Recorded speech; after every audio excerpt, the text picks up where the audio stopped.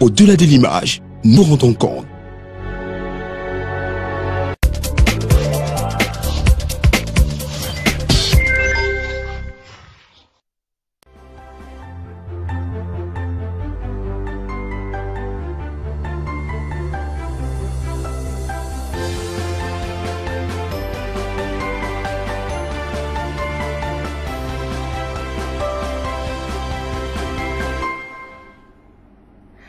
Bonsoir à tous. Comme tous les mardis soirs, dès 20h45, en direct d'Equinox Télévision, c'est avec un grand plaisir que je vous accueille sur le plateau de Parole de Femmes.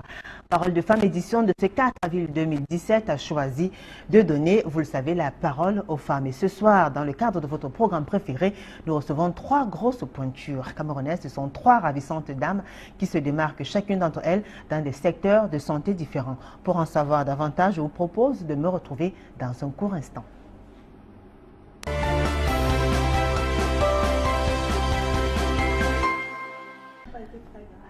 Alors, l'on a coutume de dire que le travail éloigne à nous 3 grands mots: le vice, l'ennui et le besoin. Je vais vous raconter l'histoire de Marlène. Marlène, c'est une dame mariée, mère de 4 enfants, qui nous a envoyé ce courrier. Elle est très instruite, très émancipée, chef d'entreprise. Alors, Marlène nous dit qu'elle a commencé à souffrir à un moment donné parce qu'elle n'arrivait plus à assumer à la fois sa responsabilité en tant que chef d'entreprise et même de gérer son foyer. Elle avait des problèmes avec son mari, elle n'arrivait pas à être présente dans la vie de ses enfants, elle a commencé à craquer, ils ont failli se séparer. Finalement, il fallait que Marlène choisisse entre son foyer et son job. Alors, il n'y avait pas de choix à faire, il fallait s'occuper de ses enfants et de surtout reconquérir son mari. Alors Marlène a dû abandonner tout ce qu'elle avait passé sa jeunesse à construire parce qu'elle a préféré se consacrer aux affaires familiales. Marlène, qui nous a envoyé ce courrier-là, regrette son choix, mais se sent plus épanouie parce qu'elle est plus heureuse, parce qu'elle est plus proche de ses enfants et parce qu'elle est plus proche de son mari. Alors, comme Marlène, elles sont nombreuses ces femmes-là qui, parce qu'elles ont un rang social, n'arrivent plus à un certain moment donné à gérer à la fois les affaires familiales et aussi certaines responsabilités de l'entreprise. Alors, ce soir, dans le cadre de votre programme Parole de Femmes, nous avons choisi de faire un zoom sur 3 grandes dames. Je vous présente déjà le panel. Il s'agit de Maître Irène Tetmen, avocate. Bonsoir, Maître. Bonsoir Julie, bonsoir aux téléspectateurs. De Parole de Femmes. De Parole de Femmes. Très bien. Merci d'avoir accepté cette invitation. C'est notre première invitée. Maître Irène Tetmen est avocate au barreau du Cameroun. Merci d'avoir accepté cette invitation, Maître. Je vous en prie. Alors, juste à côté de Maître Irène Tetmen, nous avons le docteur Ernestine Guadbel, gynécologue obstétricienne. Bonsoir, docteur. Bonsoir, Julie. Comment vous allez? Très bien. Ça fait du bien de vous recevoir sur le plateau de Parole de Femmes. Ben oui, surtout de parler de femmes. Vous êtes une femme, donc vous ne pouvez pas échapper. Alors, juste à côté du docteur, nous avons Salomé Tionan. Bonsoir. Bonsoir, Julie. Vous allez bien? Très bien. Ça fait plaisir de vous recevoir aussi. Merci beaucoup. Alors, vous êtes directrice de ISTAMA, c'est un centre de formation professionnelle de la ville de Douala. Institut. Institut de formation Privé. professionnelle, institut privé. Voilà, donc Voilà. Alors, vous allez bien? très bien. Très, très bien. Alors, j'ai 3 dames qui vont très bien. De toute façon, si elles sont malades, il y a un médecin sur le plateau. Je commence par vous, docteur. Yeah. Oui, comme ça, Oui. au pif. Vous avez suivi l'histoire de Marlène? Oui, Voilà. Elle est un peu comme vous. elle est triste, cette histoire. Elle est triste, cette histoire. Oui, Vous la je pense trouvez que- triste? Oui, très triste, parce que avoir à choisir entre une profession, brillante profession, puisqu'elle était chef d'entreprise, le foyer, la famille, c'est quand même un peu déroutant. Mais bon, je peux comprendre. Je peux comprendre, mais ça me paraît difficile. À sa place. Ben, je ne veux pas être à sa place parce que moi j'ai eu un parcours un peu spécial. Disons que marié très jeune, eu des enfants très très jeunes, donc forcément les enfants ont été élevés par les 2 parents que nous étions, donc je n'ai pas senti ce besoin d'avoir à choisir. Voilà, mais par contre, c'est vrai, c'était très très lourd parce que dans ces situations-là, on sacrifie toujours quelque chose. J'ai mes enfants qui me rappellent tout le temps que maman, oui, mais tu te rappelles, Noël, on les passait dans la salle de garde de tel hôpital, donc tu nous laissais là avec le jouet. Bon, c'est vrai, ça pince un peu, mais voilà. Il y a des... Ils vous répondez quoi? C'est le travail? Non, ben je leur réponds, mais c'était bien quand même, les salles de jeu des hôpitaux. Et aussi, ça vous a permis quand même d'être bien élevé. Voilà, il y a des choix quand même à faire. Très bien. Salomé Tionan, à la place de Marlène, vous avez suivi l'histoire de Marlène? J'ai très bien suivi cette histoire. Et c'est très touchant. Je dirais tout simplement que je ne peux pas dire que je suis à sa place, mais j'aurais réagi autrement. Parce que, en fait, la responsabilité des chefs d'entreprise, c'est très compliqué. Mais il faut pouvoir concilier, faire des sacrifices à un certain moment. Surtout si on sait ce qu'on veut. Je pense que je ne vais pas juger Marlène. Peut-être qu'elle a pris une bonne décision, puisqu'elle dit qu'elle est très épanouie dans son foyer actuellement. Mais moi, je pense autrement. Autrement, c'est comment? Ça veut dire qu'il y avait possibilité de concilier les deux. De concilier les deux. Bon, nous aurons l'occasion en tout cas de Les trois en fait. Ah oui, les trois. Les Parce trois. qu'il y a les enfants aussi. Voilà. Alors maître Irène Tetmen, dites-nous alors, l'histoire de Marlène, ça vous parle? Oui, Julie, moi je dirais plutôt que cette histoire est évocatrice. Elle est évocatrice parce qu'elle interpelle à plus d'un titre. On est femme et on est appelé à faire face à toutes les fonctions possibles pour une suivi. Et on a des enfants, on a un mari. Et souvent, ce n'est pas évident de concilier les trois, et parfois les quatre et plusieurs. Mais c'est important d'exercer la profession qu'on aime. C'est important de faire ce qu'on aime d'abord parce que c'est là-dedans qu'on s'épanouit. Et quand on s'épanouit dans son métier, on peut facilement accéder ou bien résoudre les autres problèmes tout autour. Donc pour moi, c'est à la fois difficile, mais c'est alléchant. C'est passionnant d'être dans un métier qu'on aime et qui, là-dedans, ça bouleverse, ça bouscule. Et puis, pour moi, ça pousse à l'action, ça pousse à la réflexion, ça pousse à vouloir changer le monde, le petit monde autour de soi, et pourquoi pas le monde ailleurs. Donc, c'est une histoire pathétique, c'est vrai, mais elle est évocatrice. Très bien. Elle est évocatrice. Docteur, alors vous, avec vos multiples casquettes, est-ce que vous arrivez quand même malgré tout à donner la place qu'il faut à votre conjoint, c'est-à-dire ne pas oublier parfois qu'on est chef d'entreprise, qu'on est le docteur, mais être cette femme soumise qui donne du respect à son mari et autres? Bon, je voulais dire déjà aussi que les femmes ont tellement lutté, surtout celles un peu avant nous, pour que la femme puisse être épanouie, pour qu'elle puisse travailler, pour qu'elle puisse subvenir aux besoins, à ses besoins. Et c'est de sa multiple famille, parce que les familles chez nous, c'est pas que la famille nucléaire, il y a la famille d'où on vient, la famille où on est parti, et toutes sortes de familles qui sont autour de nous. Et généralement, c'est quand même la femme vers qui les gens se dirigent pour pouvoir résoudre un certain nombre de problèmes. Donc, si nous sacrifions cette activité obtenue de longue lutte, c'est que nous sacrifions quand même aussi le bien-être de beaucoup de gens qui sont autour de nous. Alors, c'est vrai que le bonheur se conçoit comme quelque chose de global. Le bonheur ne peut pas juste être parce qu'on est avec son mari, qu'on lui met les chaussettes et tout ça. Je pense que ça ne suffit pas. Le bonheur aussi, c'est de pouvoir que votre mari puisse être là pour vous soutenir.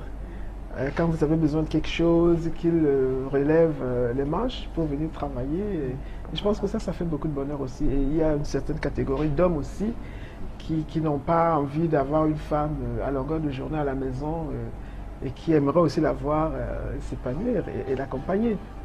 Donc je pense qu'il faut voir ça aussi. Voilà. Donc, mais moi je pense que j'ai des journées et des années absolument complexe, extrêmement compacte. Et c'est vrai que de temps en temps, on peut favoriser telle ou telle chose pour telle ou telle autre. Et on ne parle pas encore du côté social, du côté international de nos activités. Nous devons assumer aussi. Mais malgré tout ça, quand même, vous donnez le respect qu'il faut à votre Ben mari. oui, le respect, c'est d'abord le sentiment d'amitié, d'amour et qui pousse à ce respect-là. C'est pas simplement parce qu'on est une femme qu'on doit respecter l'homme, je ne pense pas. Je crois que c'est réciproque. Et aussi, c'est l'ambiance. L'ambiance qui se passe dans un foyer, dans un couple, qui permet que tout le monde soit détendu ou non. Très bien, maître. Et voilà, vous êtes quel genre de femme? Je connais mes droits, hein. Je ne peux pas me dire ceci, ah, je peux pas me faire cela. Où ça, à la maison? Oui.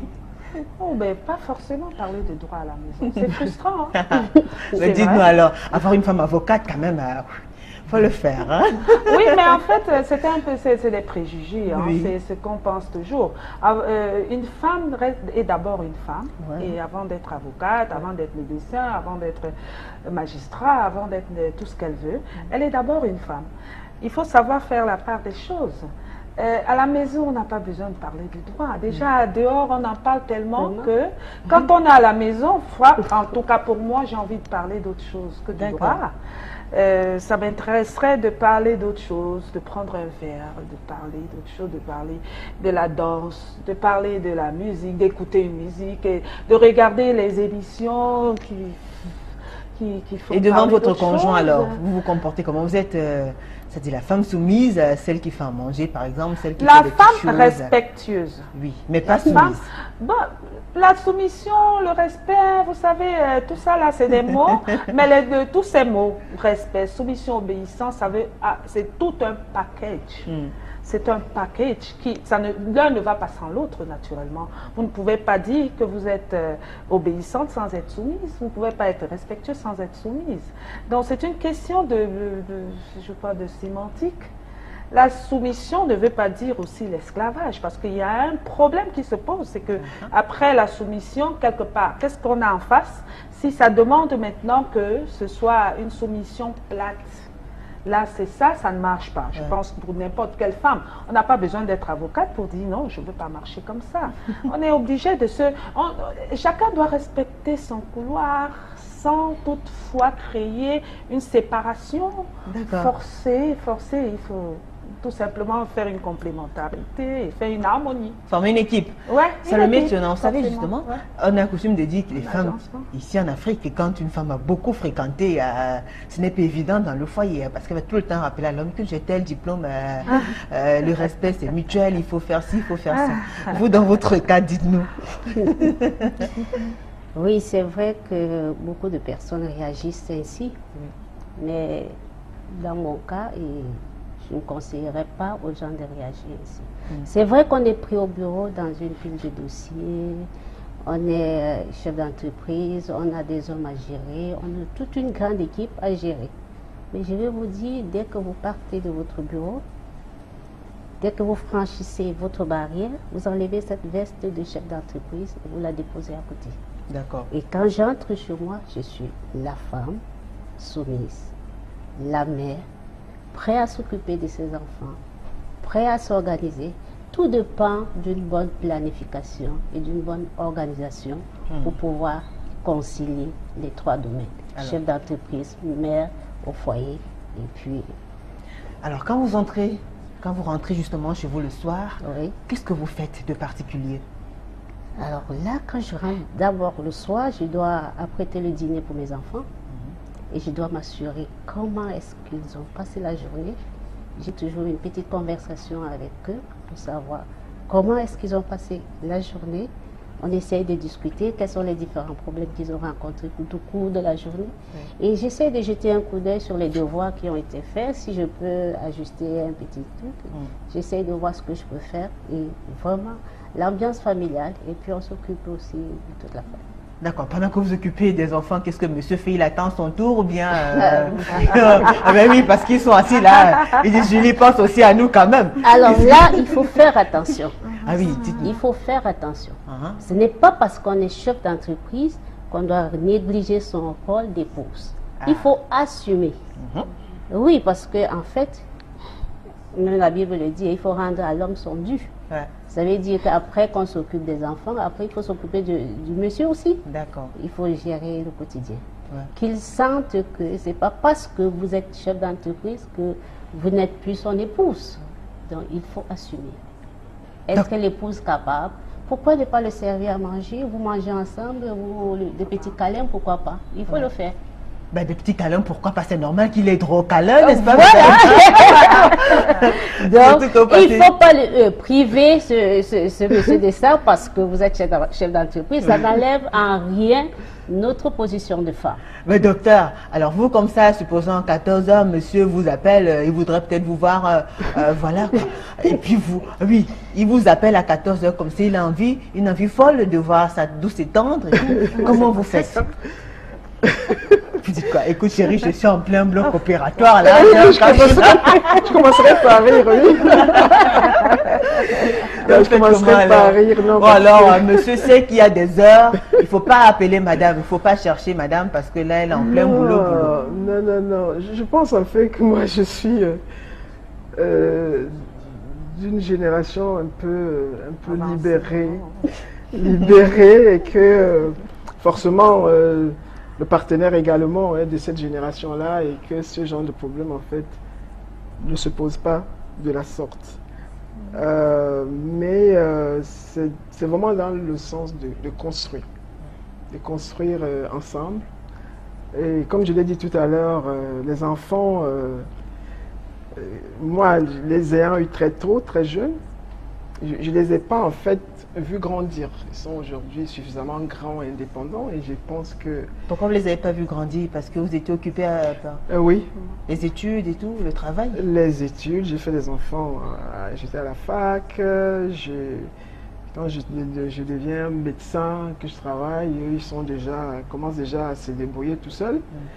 Ils ont appris très vite à dépendre aussi de leur père et d'eux-mêmes. Et puis voilà, c'est vrai que c'est pas formalisant. Quand on arrive à la maison, je pense que n'importe qui peut aller chauffer à manger. Le premier arrivé en tout cas se sert. Oui, et surtout il se sert lui-même déjà, la personne déjà, elle a faim, elle mange. Et puis quand j'ai été un peu plus grande, un peu plus posée, je me suis entourée du personnel. Du personnel pour faciliter juste la vie à tout le monde et surtout pour me permettre de donner le maximum là où j'étais le plus attendu. Bah alors, est-ce qu'à un moment donné de la journée, quand même, monsieur peut vous faire une pareille surprise? Oui, mais tout à fait. Et là, vous trouvez du temps, vous vous libérez? Oui, bien sûr. Ah, d'accord. Bien sûr, non, je pense que toute personne qui travaille devrait avoir une pause. Ouais. En milieu de journée, ça peut être une demi-heure, ça peut être une heure, ça peut être 15 minutes. Et de voir à ce moment-là des personnes qu'on aime, c'est extrêmement agréable. Très bien. Maître, et vous alors? Cet espace de surprise là, oui. Pourquoi pas, mais... Pour savoir si c'est pas classique, c'est-à-dire il y a des familles qui font ça alors. Chérie, on se sépare à 7h, on va à 19h. 19h, tu sors du travail, on se retrouve à la maison à 20h. C'est vrai que le fil des activités de la journée font qu'à un moment donné, on a un schéma qu'on respecte. Mais aussi que ça peut arriver.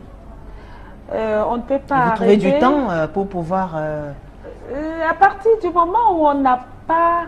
Il y a des signaux qui ne sont pas... on ne peut pas canaliser forcément. Nous sommes des humains. Oui. Si ça arrive. Et que là, on peut trouver un moyen de courir vers son partenaire, mais pourquoi pas? On se lâche un peu, ça permet, c'est aussi bénéfique pour le travail. Hein. Ah oui, en même temps, ça vous fait déstresser aussi quand même. Oui, il faut pas rester statique dans le travail. Ça déjà, à un moment donné, quand il y a tout un blocage, même sur le point de vue du rendement, c'est plus possible. Quoi. Donc, pourquoi pas? Ça peut arriver, c'est des étincelles, c'est pas mal, ça fait chaud au cœur aussi. Très bien. Alors, vous avez l'occasion déjà de réagir. Envoyez-nous vos réactions sur nos différentes pages Facebook, Parole de Famille TV ou encore Amis qui aiment Parole de Femme. Également, envoyez-nous des textos. Nous allons les lire progressivement. Alors, Salomé Tionon, quand on est une femme chef d'entreprise, c'est-à-dire qu'on a quand même un revenu et tout ça, comment vous vous organisez dans la gestion? Comment est-ce que vous gérez les factures et autres? Est-ce que c'est vous, la patronne, qui gérez tout? Ou alors c'est de façon commune, collégiale et tout, ça se passe comment? C'est de façon commune. Mais vous payez plus? Vous payez plus? Il faut éviter, sincèrement, Oui. il faut éviter certaines attitudes dans le foyer. C'est lui de dire que ça c'est mon argent, je gagne, même si vous gagnez plus que l'homme. Ça peut arriver, il faut faire attention. Parce que en fait, la clé de la réussite d'un foyer, c'est pas l'argent. C'est l'union que vous avez entre vous, l'amour que vous avez entre vous. Et dans ce cas précis, c'est géré d'une façon commune. On a un seul compte et vous gérez les dépenses. En fait, les hommes ne sont pas comme les femmes. Ils ont souvent confiance à leurs femmes. Pour mon cas précis. Mon époux me laissait toujours la charge, la responsabilité de gérer tous ces petits détails-là. On a un compte commun et s'il faut payer les factures, je m'en occupe, je paye et tout. On gère un seul compte. Il n'y a pas, c'est mon argent, c'est votre argent et tout ça, non. Ben, le docteur, elle est assez occupée. Je ne sais pas si elle a de temps en temps l'occasion de gérer certaines...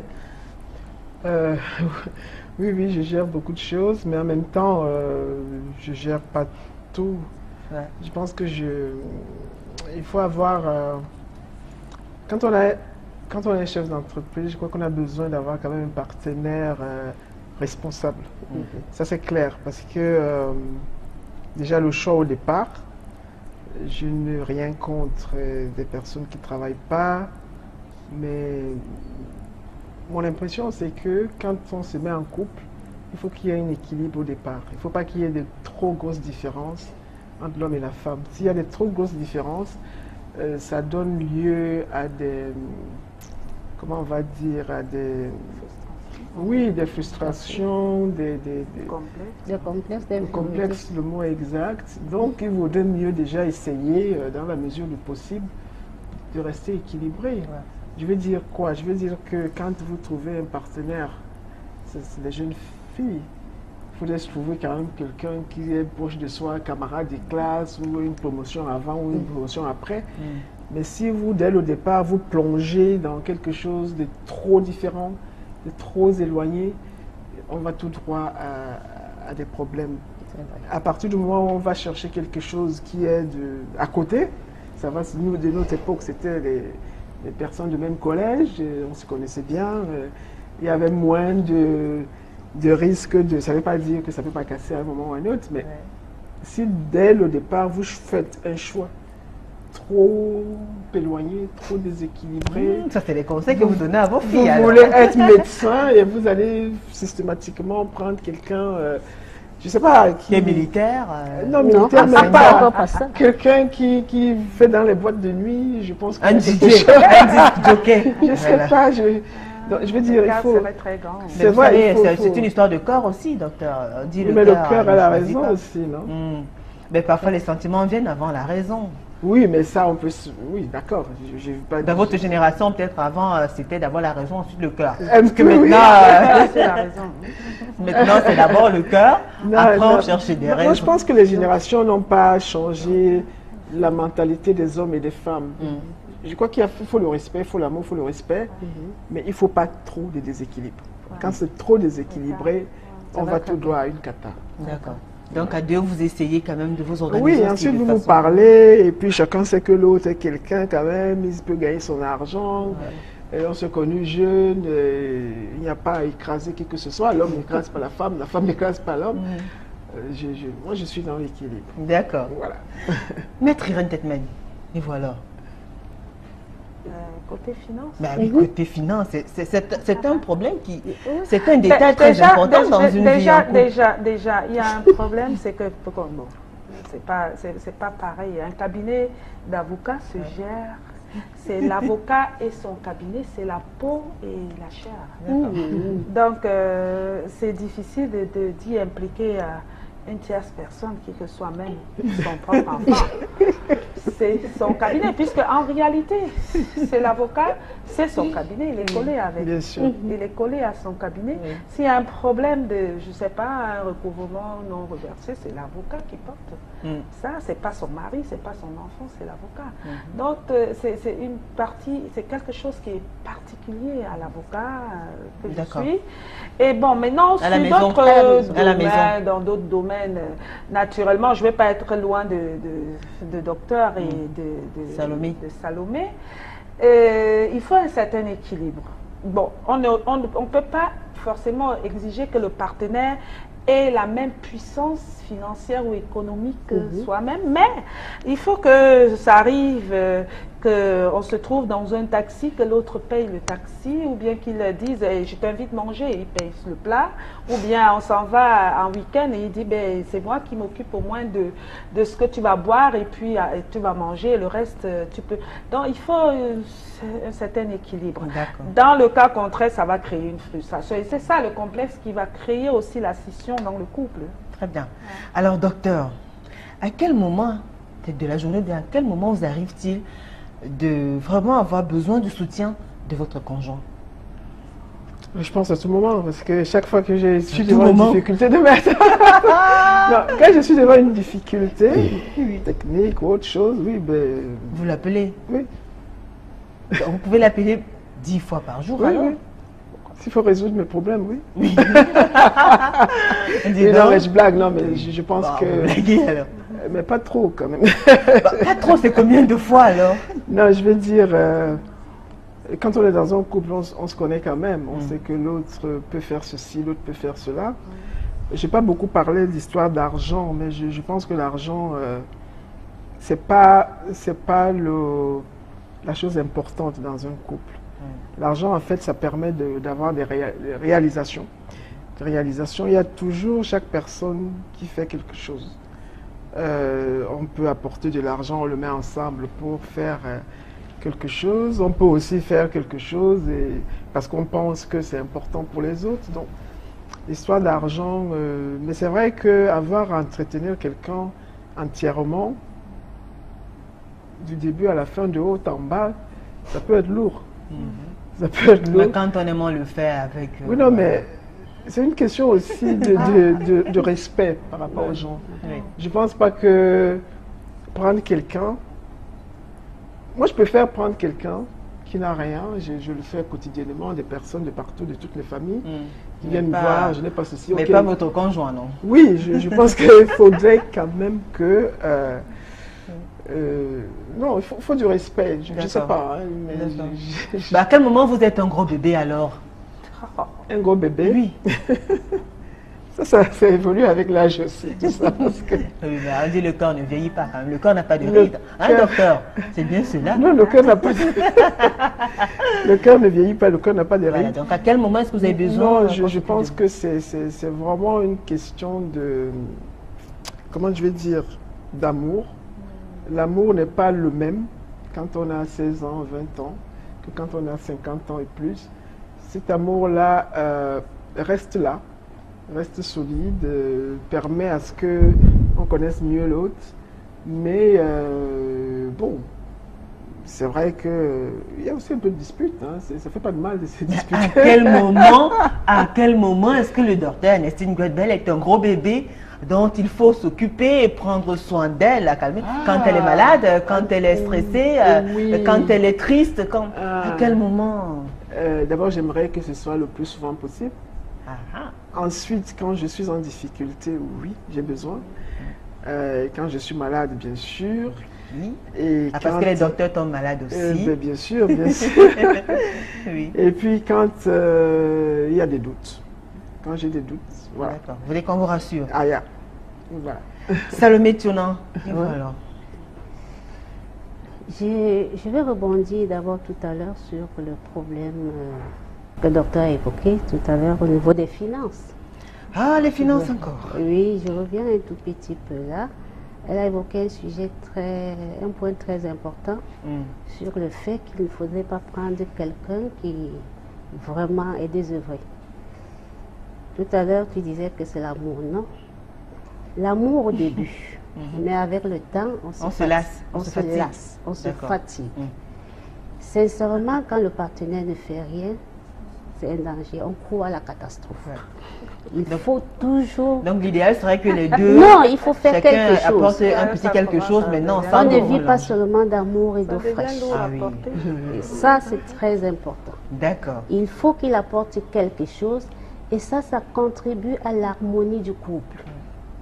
C'est très important. Très bien. Maintenant, s'il faut rebondir au niveau des moments où on a vraiment besoin d'une oreille attentive ou d'une épaule sur laquelle pour vous reposer. Se reposer un tout petit peu. Pour vous consoler. Voilà, consoler. C'est justement au moment où j'ai des échecs dans mon projet. Parce que l'entreprise, pour moi, c'est une passion. C'est un amour. Quand ça ne va pas, j'ai besoin d'une oreille attentive.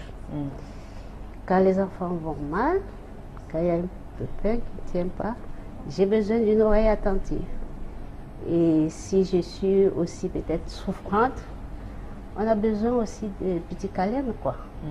Voilà, d'une personne qui vous écoute et qui vous dise, voilà, je suis à vos côtés, ne t'inquiète pas, tu as tout mon soutien.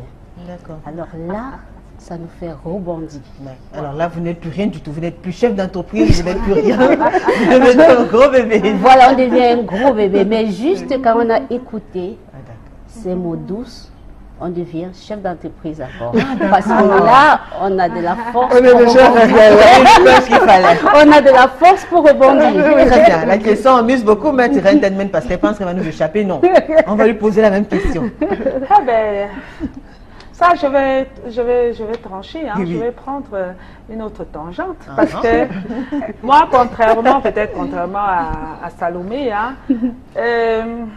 quand je me sens effrontée, disons, il y a l'adversité, très sincèrement, j'ai envie d'y faire face. J'y vais, et c'est après avoir libéré toute mon énergie face à l'adversité que j'accepte, je redeviens un enfant.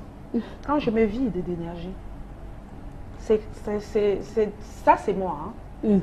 Ouais, ça c'est moi. C'est-à-dire quand je boue d'énergie, franchement, j'ai pas besoin de cette mot chérie bébé, ou ça va aller. Non, franchement, ça me... Parce que c'est comme si tu me dis, voilà, écoute, tu ne vaux rien et puis voilà ce qui va t'emmerder là-devant. Je vais y aller, je fonce, j'arrive et puis bon, si je me casse la figure, ok, je reviens, j'ai vidé mon énergie, je reviens et puis bon, ok, à toi la place. Alors dis-moi que j'ai échoué. Ok, oui, j'ai échoué. Alors toi, réussis. Alors, ouais, vas-y. Mais ça, c'est bon, c'est comme ça. C'est plutôt comme ça, dur. chacun a son... Oui, il fait comment alors? Il fait comment? À quel moment quand même? Il fait comment? Vous faites comment? Oh, il fait comment? Ben, il est attentif, il sait que c'est comme ça que je suis. Donc, quand je suis en train de me bagarrer, ben, il attend son tour. Il regarde, oui, il peut être à côté, il rôde, il sait que celle-là, elle va se casser la figure. Quand elle va revenir, ok, bah, voilà. Oh là là, quand vous revenez, quand même, dit chérie, ça va, calme-toi. Oui, là, je peux écouter. Mais quand c'est chaud, je n'ai pas besoin de ça. Ça mérite au contraire. Alors, vous sortez le matin, vous rentrez le soir. C'est-à-dire la plupart des... Bon, nous restons avec le maître Irène Tetmen. Vous sortez le matin, vous rentrez le soir. De lundi à samedi, de lundi à vendredi. C'est dur quand même. Hein. C'est pas évident. Alors, vous avez une femme de ménage qui s'occupe de la maison et tout? Naturellement, sinon on ne peut pas s'en sortir. C'est vrai que souvent, on pense aussi, bah, souvent je pense que je peux tout faire. Hein. Je dis à la ménagère, elle n'est pas là. Bon, écoute, je me lève le matin, je vais au sport, je reviens, je commence à faire le ménage. Tous les matins avant d'aller au travail? Je fais tout et puis je sors, je dégouline de sueur, j'arrive au bureau, je dis je vais me calmer au bureau, je suis arrivée, je trouve encore d'autres choses, je tourne, je rentre. Je suis down. Et puis, bon, le soir, je dis, bon, j'ai fait ma journée. Et puis, je reprends le matin, c'est rebelote. C'est pas évident. Alors, mais quand même, il y a des moments où je me l'arrache.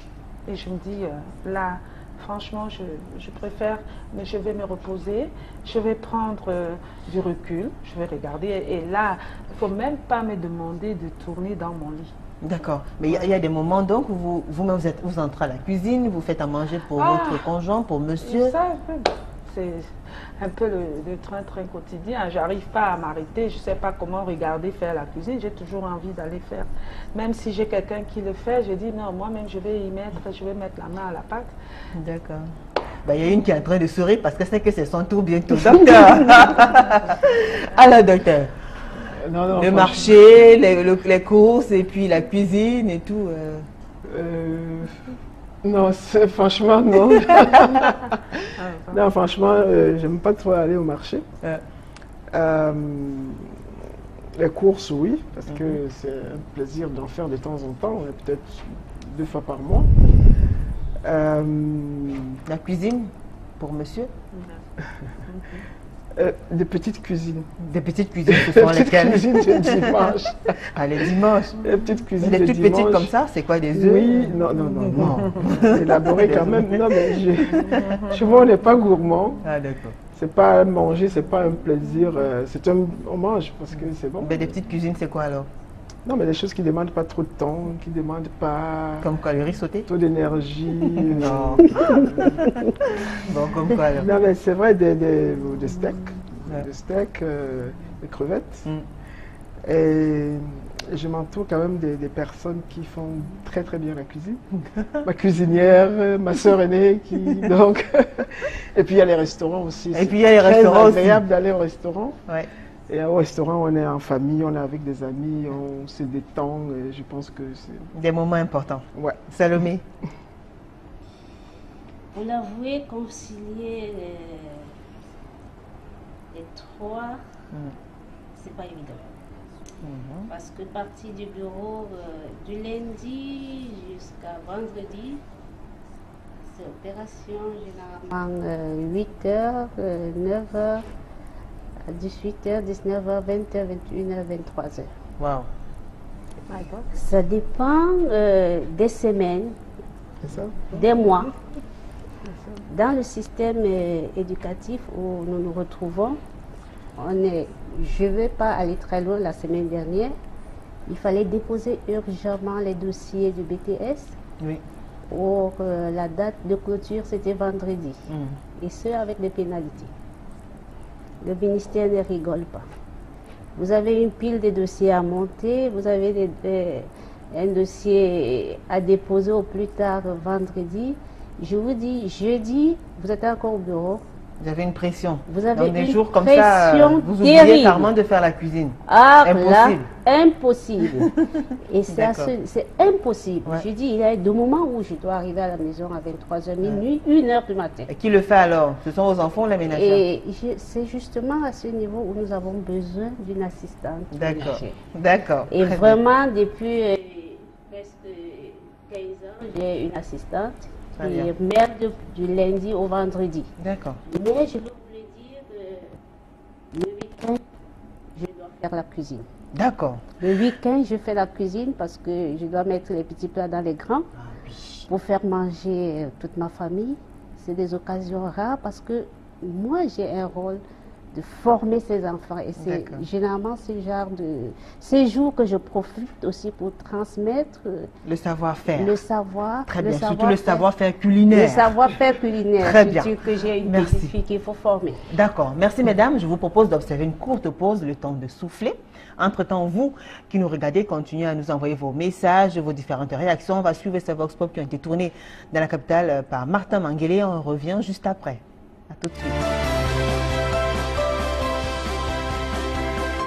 Quand nous rentrons du service, c'est pas facile d'entrer à la cuisine, cuisiner, nettoyer le nettoyage, faire ceci et cela, c'est pas normal. Mais quand nous rentrons, on ne peut pas faire cela. Le mari dit qu'il nous a mis ça à la maison pour pouvoir le faire. Bon, et quand on te trouve qu'on ne peut pas tout accomplir la tâche. Bon, pour moi, particulièrement pour mon service, quoi. Mon service d'abord, mon service est important, mais c'est pas très très important par rapport à mon mariage, à mon foyer, quoi. Ouais, donc je préfère peut-être avoir quelques heures, peut-être 2 ou 3 heures, ou 4 heures plus. Et le reste, c'est par rapport à mon foyer, parce que c'est important, parce qu'il ne faut pas laisser ton foyer parce que le travail, sinon ça va jouer sur toi aussi. Une ménagère ne peut pas tout faire dans un foyer. Parce qu'il y a les principes d'abord. Tu sais que chaque homme a ses principes. Donc quand tu vas tout laisser à la ménagère, ça risque de causer problème aussi. Ce n'est pas tous les hommes qui adorent avoir une ménagère. Une ménagère peut être là peut-être les vêtements, mais aussi certains vêtements de l'homme que cet homme qui doit s'occuper. Si mon mari a besoin de moi, et que le boulot s'impose aussi, que le boulot ça a besoin de mon service, quoi. Bon, ce que je pourrais faire, c'est de m'arranger, de m'attendre avec lui. S'il est compréhensif, tout ira bien. Parce que c'est grâce à ce boulot aussi que nous vivons. Oui, bien sûr qu'il y a des fois aussi. Bon, quand on aime aussi, on est obligé de se soumettre. Tu peux d'abord te soumettre et bien après, le moment où il y a déjà du calme, bon, vous essayez de dialoguer par rapport à ça. À nos jours d'aujourd'hui, le mariage, c'est pas facile. Hein? C'est pas facile, même si c'est qu'une ne te donne rien, mais sa présence compte quand même. Hein? C'est tellement important. La femme en a besoin d'avoir un homme de ses côtés. Moi-même, je vois certaines femmes ici, là, elles sont tellement intéressées à leur boulot par rapport à leur foyer. Donc le foyer, d'abord, c'est son mari. Quand tout va bien à la maison, vraiment, je ne vois pas comment le monsieur est en train de te dire peut-être que laisse le boulot là. Mais quand tu es en train de faire ton devoir d'une femme, vraiment, il n'y aura pas de problème. La ménagère peut arracher ton travail. Ok. Déjà, s'il y a l'amour entre nous, bon, le plus souvent, quand une femme a les moyens plus que l'homme, souvent la femme a souvent la tête. Mais quand il y a vraiment l'amour, ça peut aller. Maintenant, c'est faciliter la tâche. C'est seulement une bonne attaque. Cela vient de cerveau. Pourquoi? Parce que quand tu as déjà une femme et tu perds cette femme, durant ces semaines-là, durant ces mois-là, tu vas faire et que tu as envie de cette femme. Et que quand tu as eu tout cela, ça vient d'abord de cerveau et la tâche. Donc ça veut dire que ta femme ne peut pas voyager dans les femmes proches du pays, dans les hommes proches du pays. Monsieur, pour moi, c'est pas facile parce que au niveau de maison, dans son foyer, il y a plusieurs travaux que la femme doit effectuer. Bon, c'est pour cela qu'on dit que la femme a beaucoup d'importance dans un foyer. Elle prend une ménagère pour que c'est elle qui doit suivre tout ce qui est dans sa maison. Elle peut être ma coépouse. Parce que d'un moment à l'autre, tu vas sortir le matin. Puis si elle est déjà là, tu vas sortir au matin pour aller aussi suivre ton travail. Bien c'est le bureau, bien c'est le business, bien c'est quoi. Donc c'est elle qui est là. Donc, le père ne peut pas se plaindre parce que tout est organisé. Tu parles, avant d'ouvrir le matin, tu as tout arrangé. Tu viens, tu ouvres ton bar, tu t'assieds, tu vends, à 20h tu fermes, tu rentres le satisfait. Le jour que je suis fatigué, il se met de côté. Et puis il attend le jour que je suis bien, et c'est ça. Il peut même aller à côté. Vous permettez? Pourquoi pas? Donc je vais me rendre bête parce qu'il va me finir. Chez nous, chez les Bantous, vraiment, sans vous mentir, quand tu as besoin de ta femme, elle doit être là. Elle doit être là, elle doit assumer. Quand la femme n'assume pas, ça nous pousse à aller dehors. Hein.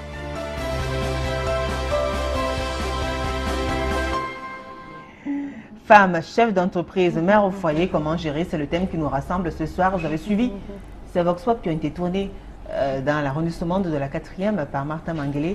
J'ai vu quelques réactions qui vous ont intéressé, mesdames. Je commence par vous, Salomé Tionan.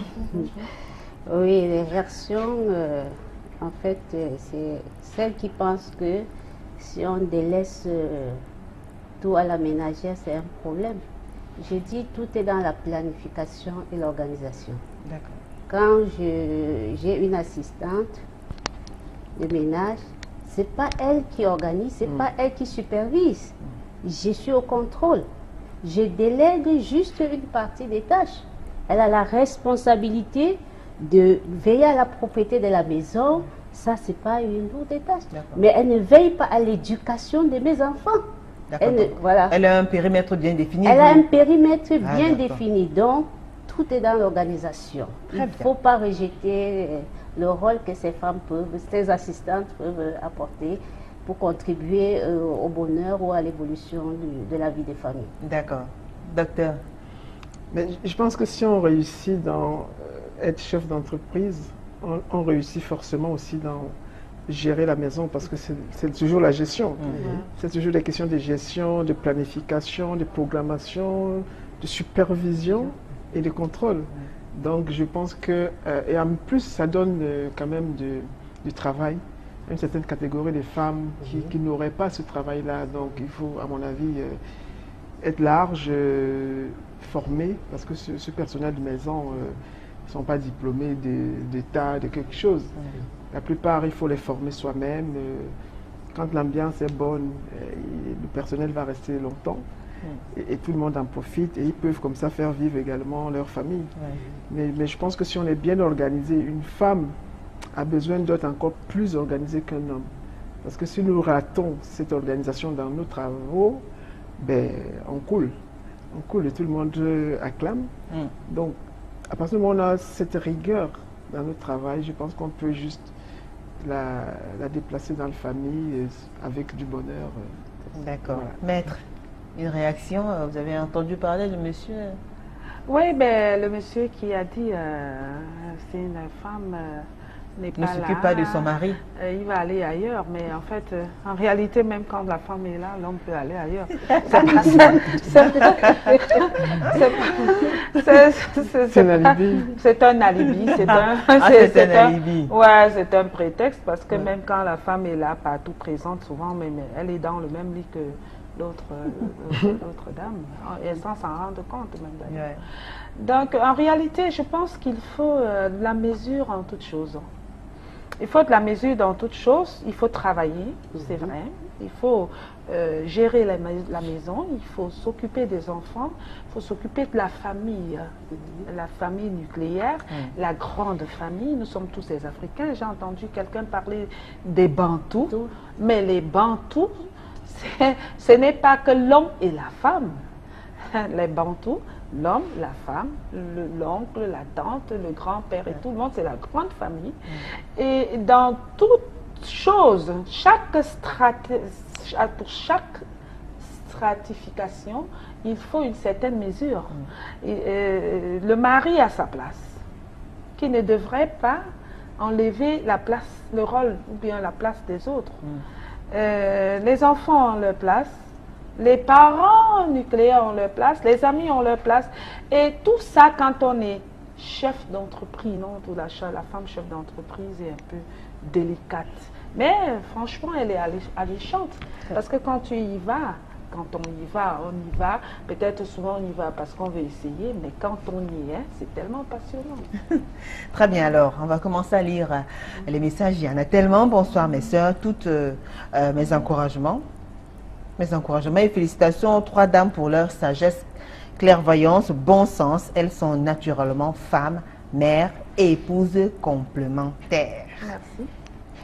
En tenir à ses droits et devoirs mutuellement. Alors, c'est ce message qui nous vient de Amine, depuis Niamey au Niger. Alors, bonsoir au plateau. Merci, mesdames, de rappeler à vos sœurs de toujours nous assister. N'oubliez surtout pas qu'il y a un grand bureau dans la chambre la nuit. Merci. C'est pas la femme qui doit être chef de ce bureau. Là. Voilà. Alors, bonsoir, mesdames. Je voudrais savoir comment vous vous comportez quand votre mari rentre et ne mange pas ce que vous avez cuisiné. C'est Jacques Mboumoua qui nous écrit. Jacques Mboumoua, fidèle téléspectateur de Paroles de Femmes. Ça veut dire qu'il n'a pas faim. Mais il n'a pas faim, parce qu'il a vraiment faim. Il va manger. Voilà, ils ont répondu. Alors, bonsoir à vous toutes. Juste pour dire que vous êtes très belles ce soir. J'aimerais savoir votre astuce. Dis donc. Non, merci. Vous avez donné les astuces ou bien on passe? C'est quoi le sport? Le sport, c'est un état d'esprit. D'accord. C'est le travail qui nous passionne. Le travail qui vous passionne, les docteurs? Mais la modération dans l'alimentation. Parce que c'est vrai, il y a trop de nourriture en Afrique. Les gens ont tendance à... On est très épanouis. Écoutez, il y a tellement de messages. Bonsoir à tout le panel. La femme dans le foyer doit d'abord sauvegarder son ménage avant toute autre chose. C'est Stéphane Castro depuis Bépanda. Pas de souci. Alors, ça c'est un long message. Ce n'est pas facile qu'un homme accepte que son épouse travaille avec la jalousie, le manque de confiance et bien d'autres domaines. Finance, il y a d'autres qui n'accepteront pas et ne voudront pas savoir que leur femme touche de l'argent comme pire, encore si c'est supérieur au sien. Donc je comprends parfaitement cette femme. Je pense que c'est anormal parce que les deux conjoints doivent joindre les deux bouts. L'homme devrait encourager sa femme à travailler, pourquoi pas lui trouver même le travail. Rappelons qu'il y a certaines femmes que pour elles, leur travail, c'est le mari. Les enfants à la maison et bien d'autres. Au-delà de ça, elles se permettent de mépriser leur conjoint, leur manquer de respect. Alors, c'est vrai que c'est pas facile d'écouter le message tellement long, mais c'est signé et puis elle précise à la fin, c'est mon opinion, Karine, depuis à quoi. Merci, Karine. Oui, il y a du tout. Docteur Guedbel, c'est mon modèle de réussite. C'est une femme forte, digne et respectable. Caroline de Socaverdi, donc. Alors, bonsoir à tous. Coucou à toi, homonyme Julie. Trop mignonne, merci. Du courage à vous toutes sur le plateau. Je vous adore. Merci. C'est Julie Merveille Dormo qui nous écrit depuis la ville d'Edea. Merci. Voilà. C'est une autre Julie, en fait. On dit toujours que les femmes n'aiment pas les femmes. Voilà. Bonsoir Julie, je suis stupéfaite de voir le contraste entre tes invités de ce jour et celle de la dernière fois. Ziggy de Bonabéry, écoutez, on a dit, parole de femme, c'est une tribune libre, on reçoit toutes les femmes. Alors, toutes les catégories, donc vous n'êtes pas au bout de vos surprises en tout cas. Alors, je parie que Maître a épousé un autre maître, que vous avez épousé un avocat comme vous. C'est pour savoir si vous êtes marié avocat en tout cas. Malheureusement pas. Malheureusement pas. Voilà, elle a répondu. Alors, bonsoir, vous sur le plateau. Je suis mariée, étudiante en Master 1 et j'ai un bébé de 7 mois. Je m'en sors en faisant la part des choses, comme l'a dit l'avocat tout à l'heure, c'est-à-dire qu'en fonction de mes horaires de cours, je dresse mon programme à la maison, mais aussi il faut accepter et aimer notre situation. Donc, je m'occupe personnellement de mon foyer et j'ai un coup de main du nounou quand je suis absente. C'est bien pour une jeune femme. Ça, c'est bien. Elle est bien partie là. Bonsoir, les mots me manquent pour vous dire combien je vous aime. C'est comme si quoi que je dise ne suffirait pour exprimer tout l'amour que j'ai pour vous. Oh, merci, nous aussi. Voilà, vous m'avez appris à aimer, vous m'avez ouvert les yeux et l'esprit. Voilà, grâce à vos conseils. Aminou Biti. Merci. Voilà, écoutez. Alors, bonsoir au plateau, les invités ont été choisis avec précision. Bravo, Paul depuis Conakry. Si loin. Il y a tellement de messages, je pose des questions en tout cas. J'arrête d'abord. Merci. Bon, alors dites-nous un peu. Quel genre qu'est-ce qui est le plus dur pour une femme comme vous, Salomé Thionon? Je commence par vous. Qu'est-ce qui est le plus dur? À quel moment est-ce que vous craquez? À quel moment est-ce que vous baissez la garde et vous sentez que ça ne va pas? Qu'est-ce qui est le plus dur? J'ai une autre philosophie. C'est que je suis très optimiste. Et j'ai le goût du risque. Ce qui fait que c'est un peu difficile que je casse la vie. J'ai épousé mon travail et j'ai épousé mon ménage. Ça veut dire que j'intègre les deux projets. C'est très très important. Oui. Le projet de chef d'entreprise, c'est quelque chose que j'affectionne, que j'aime. Et je vis cela avec une certaine passion. Oui. Alors au-delà de cette passion-là, à quel moment est-ce que vous sentez que vous avez touché le fond? C'est pas toujours rose quand même, il y a des fois où... Il y a des moments où c'est très très difficile, où je peux passer 3 nuits blanches de travail. Le travail. Sincèrement, je suis épuisée de dossier. D'accord. C'est là où je sens que j'ai touché le fond. Mais, j'aimerais quand même... j'ai lu un article sur savoir équilibrer les choses. Parce que, en fait, j'essaie de classer les priorités. C'est ça qui m'aide à m'organiser pour éviter de toucher souvent le fond. Parce qu'une fois, il y a quelques années, j'ai failli connaître le burn-out. C'est-à-dire que... Une grosse dépression. Surménage. Voilà, une force, voilà, parce que j'avais un boulot d'étranglement. terrible. Alors j'ai un article qui m'a beaucoup aidé sur la gestion des priorités. Afin qu'à un certain moment, il faut savoir s'arrêter. Il faut savoir s'arrêter et puis aller se ressourcer avant de revenir. D'accord. Là, ça nous évite d'arriver dans cette situation. Très bien. Docteur, il y a des cas compliqués, vous avez peut-être raté quelque chose ou bien... Ben, disons que nous travaillons en équipe. Nous sommes peut-être des chefs d'entreprise, nous sommes peut-être des mères de famille, mais il y a toujours une question d'équipe, que ce soit dans nos activités sociales.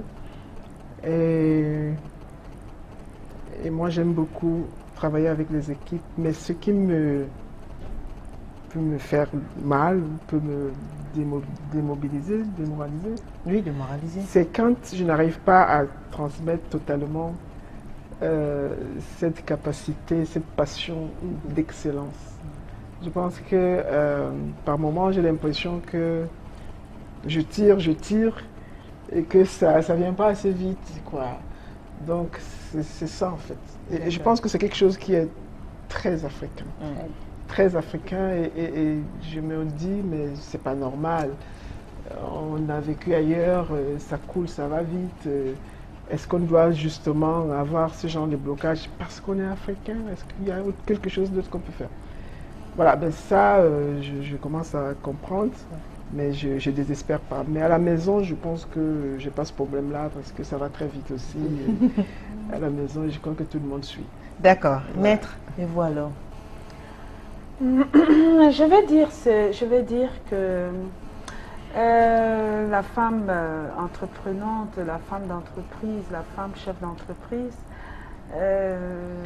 vit au quotidien la délation, l'inconsidération, le mouchardage, tout ce qu'il y a. Mais la chose qui me fatigue l'esprit, c'est-à-dire qui me fait descendre au plus bas, qui vous irrite, moralement, qui peut me descendre, c'est que, sachant bien que j'ai les capacités de faire face, j'arrive pas à y faire face. C'est-à-dire quand vous vous sentez impuissante? Oui, c'est-à-dire au point où, quand regardez un peu, Julie, quand vous êtes dans une situation où vous n'avez rien à vous reprocher, mais on vous reproche grave. Alors, c'est-à-dire, c'est comme si on se moquait de votre intelligence. Alors ça me descend. Parce que je n'ai pas d'armes contre ça. Je ne sais pas comment faire. Fait pour tuer, quoi. Et ça me tue parce que quand je me rends compte que, je ne sais pas, on me prend pour un imbécile ou qu'est-ce qui se passe? Je croise les bras, on trouve que je ne sais pas suffisamment croiser les bras. D'accord. C'est compliqué. Alors surtout, et aussi, bon, c'est une forme d'incompréhension. Je pense que c'est une forme.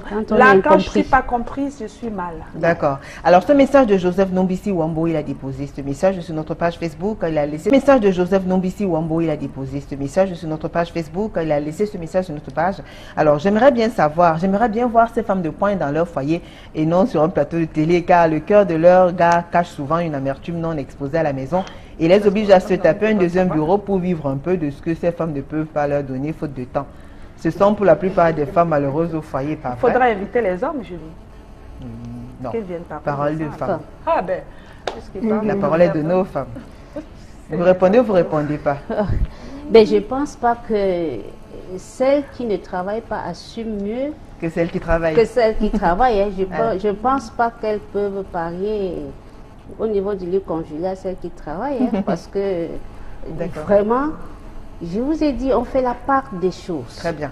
Alors dites-nous un peu, le regard que vos enfants sur vous, est-ce qu'ils voudraient vous ressembler? Est-ce que vous êtes des modèles ou alors ils ont choisi de faire dans toute autre chose? Se lancer dans différents secteurs? Secteur d'activité, vous dans votre cas? Oui, dans mon cas, franchement, mes enfants ont dévié tous les pronostics. Ah d'accord. Dévié. Je n'ai aucun enfant qui suit ma carrière. Très bien. Mais bon, j'en suis pas offusquée non plus. Hein. C'est leur choix. Je respecte. Et je les y conduis.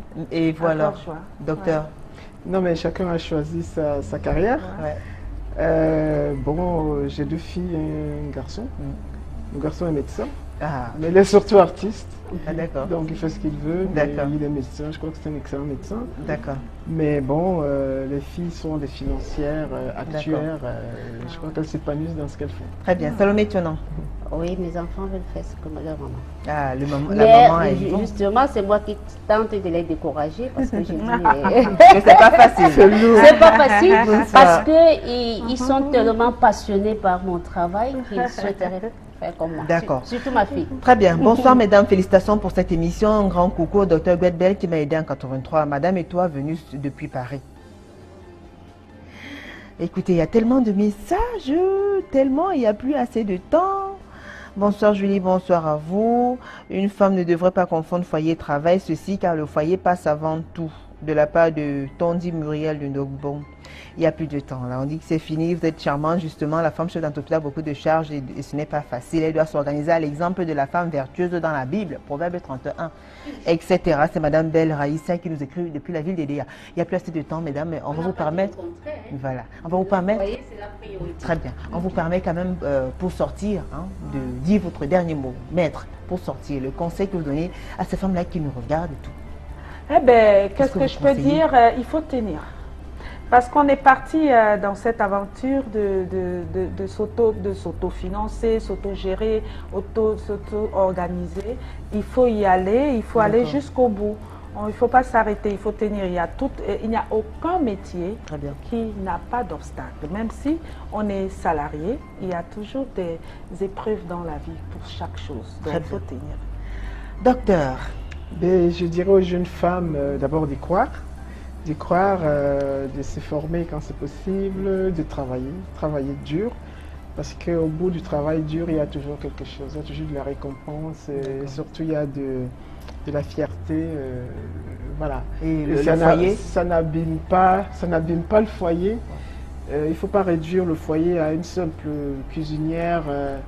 Une femme qui lave les enfants. Je crois qu'il y a des choses beaucoup plus agréables dans le foyer. Maintenant, avec les jeunes, tout le monde peut être connecté sur Internet, travailler ensemble, faire des choses fort intéressantes pour tout le monde. Très bien. Salomé Tionan pour sortir. Je lance un vibrant appel aux jeunes femmes qui hésitent, qui ont la capacité d'être femmes entrepreneurs, de s'engager sans hésiter parce que être chef d'entreprise, mère au foyer et bonne épouse, c'est possible de concilier les trois. Il suffit de bien s'organiser et de savoir prioriser les choses. Ce sont les paroles de 3 chefs d'entreprise. Vous l'avez donc compris, l'entrepreneuriat féminin a sa place au Cameroun. Surtout, il faut savoir concilier les deux, c'est-à-dire être à la fois chef d'entreprise, mais également une très bonne femme au foyer. Merci en tout cas, Parole de femme, édition de ce 4 avril 2017, Stop et fin. Merci à la grande équipe conduite par Martha Mangele, Carlos Binoué, Dani Waranzede, Cédric Chouna, Raphaël Dipanda. Merci à vous, chers téléspectateurs, pour vos messages. Malheureusement, nous n'avons pas pu les lire pour les contraintes du temps. Le temps est pratiquement à la fin. Merci infiniment pour votre soutien. Passez d'agréables moments en compagnie des programmes d'Equinox Télévision. À mardi prochain, ce sera avec le même plaisir et le même sourire. Au revoir.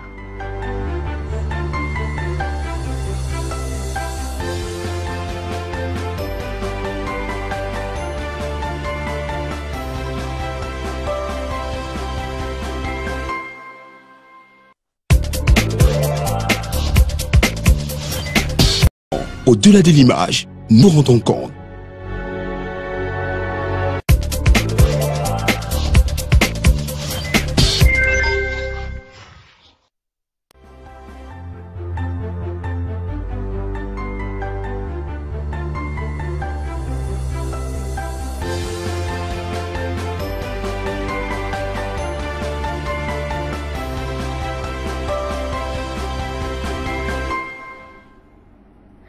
Bonsoir à tous. Comme tous les mardis soirs, dès 20h45, en direct d'Equinox Télévision, c'est avec un grand plaisir que je vous accueille sur le plateau de Parole de Femmes.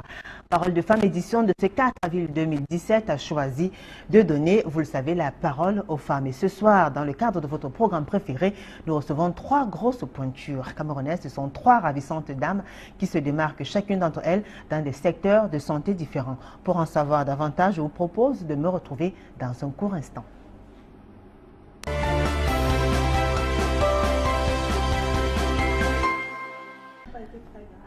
Alors, l'on a coutume de dire que le travail éloigne en nous 3 grands mots. Le vice, l'ennui et le besoin. Je vais vous raconter l'histoire de Marlène. Marlène, c'est une dame mariée, mère de 4 enfants, qui nous a envoyé ce courrier.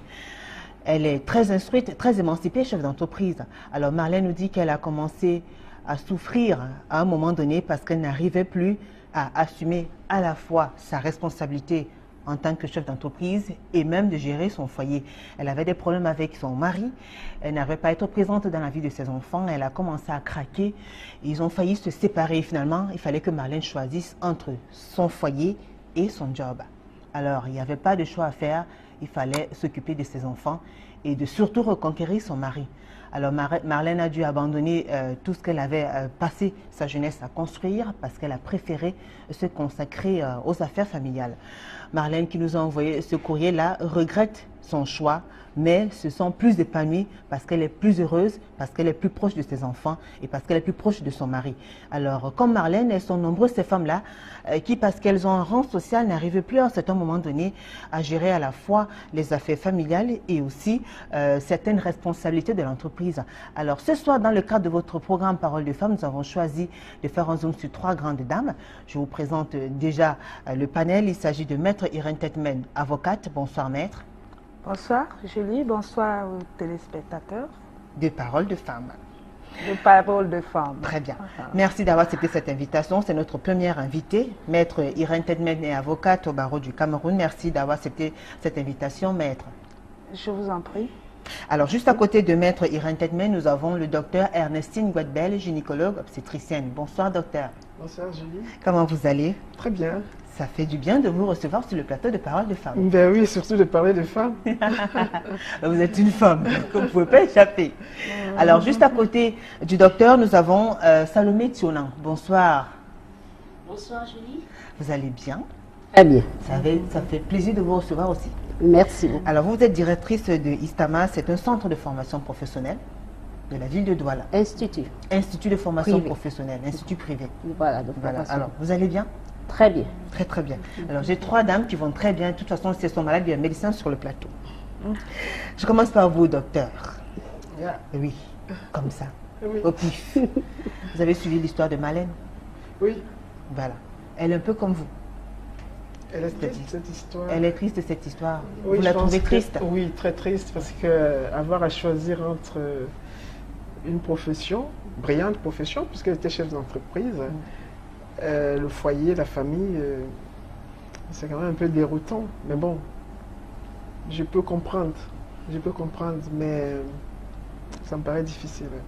À sa place? Ben, je ne veux pas être à sa place parce que moi j'ai eu un parcours un peu spécial. Disons que mariée très jeune, eu des enfants très très jeunes. Donc forcément, les enfants ont été élevés par les 2 parents que nous étions. Donc je n'ai pas senti ce besoin d'avoir à choisir.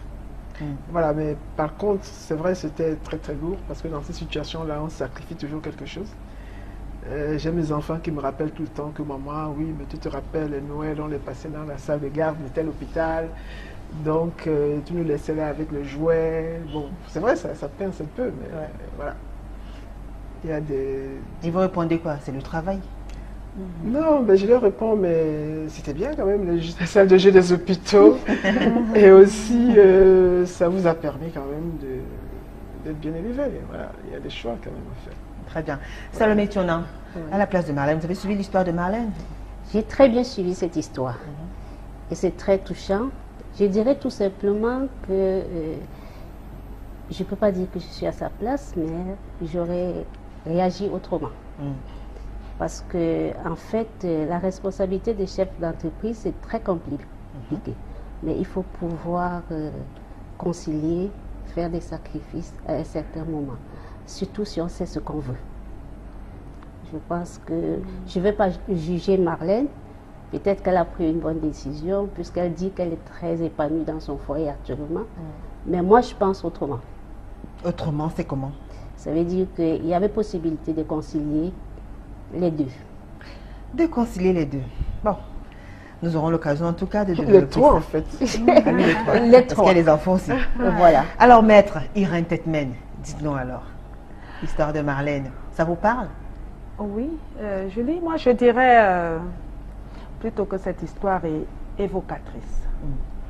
Elle est évocatrice parce qu'elle interpelle à plus d'un titre. On est femme et on est appelé à faire face à toutes les fonctions possibles pour une suivi. Et on a des enfants, on a un mari. Et souvent, ce n'est pas évident de concilier les trois, et parfois les quatre et plusieurs. Mais c'est important d'exercer la profession qu'on aime. C'est important de faire ce qu'on aime d'abord parce que c'est là-dedans qu'on s'épanouit. Et quand on s'épanouit dans son métier, on peut facilement accéder ou bien résoudre les autres problèmes tout autour. Donc pour moi, c'est à la fois difficile, mais c'est alléchant. C'est passionnant d'être dans un métier qu'on aime et qui, là-dedans, ça bouleverse, ça bouscule. Et puis, pour moi, ça pousse à l'action, ça pousse à la réflexion, ça pousse à vouloir changer le monde, le petit monde autour de soi, et pourquoi pas le monde ailleurs. Donc, c'est une histoire pathétique, c'est vrai, mais elle est évocatrice. Très bien. Elle est évocatrice.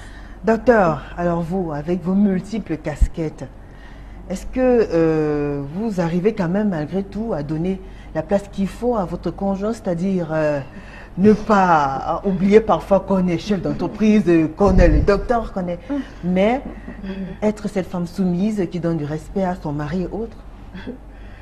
Bon, je voulais dire déjà aussi que les femmes ont tellement lutté, surtout celles un peu avant nous, pour que la femme puisse être épanouie, pour qu'elle puisse travailler, pour qu'elle puisse subvenir aux besoins, à ses besoins.